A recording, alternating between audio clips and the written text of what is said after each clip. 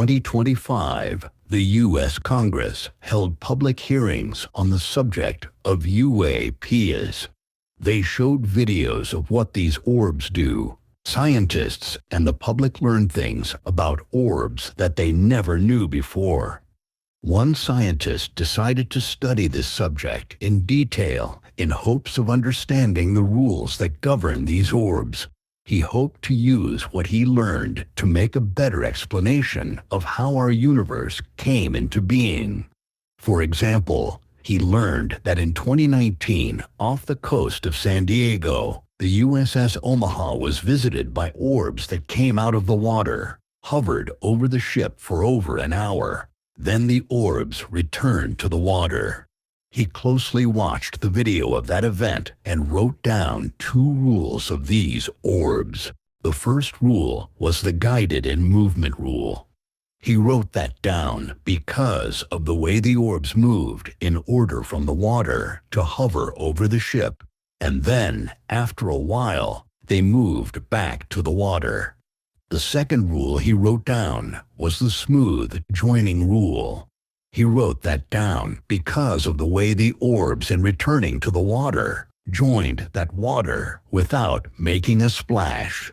Another video he studied was about an orb event in 2024 off the coast of Yemen.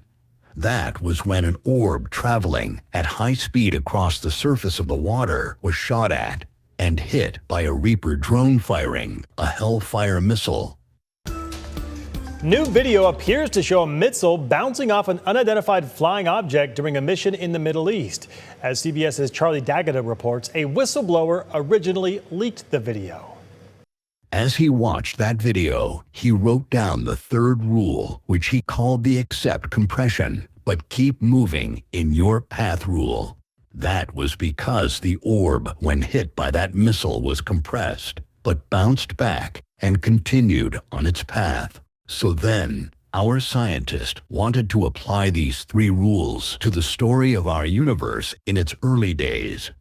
He knew our early universe was dust and gas, and that the ability of that early dust and gas to form quickly into the spiral shape of galaxies was important. So, the scientist used the first rule, the guided in movement rule. That allowed the gas and dust to more quickly form the correct spiral shape. He knew also that such early gas and dust needed to form matter such as planets and stars while still keeping to the spiral shape. So our scientist applied the accept compression and stay on your path rule. Finally, he knew the early stars are the source of nuclear fusion to make all the elements of our universe. Those early stars in nuclear fusion will smoothly join 2 atoms into one, such as, for example, 2 smaller atoms joining smoothly to make one larger atom. So, our scientist applied the smoothly joining rule to these early stars, and the universe did take shape in his thought experiment. Now yes, it's true that this telling of our universe story, as presented here, is a bit oversimplified.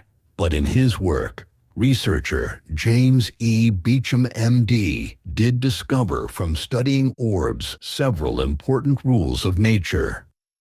And by applying these rules, he was able to solve several problems in the understanding of development in the early evolution of the universe. Discoveries of the past, such as electricity, provided many benefits. Here is a list of potential benefits which may come from space phase theory. Making sense of what we observe is a trusted method of research. That's why we say science is a wonderful thing. Thank you, Dr. Beecham.